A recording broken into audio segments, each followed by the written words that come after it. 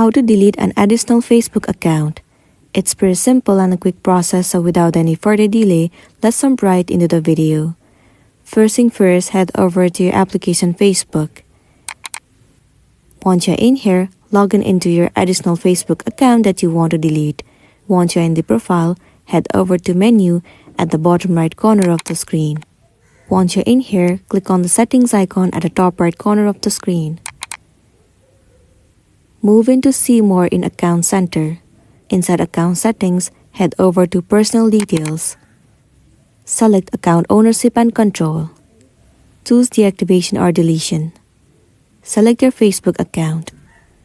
Choose Delete Account and then click on Continue. Once again, click on Continue at the bottom. You can select any of the reason from here. Let me select I have a privacy concern.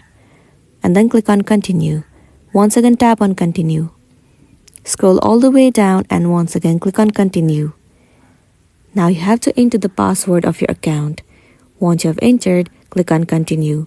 And then your additional account will be deleted.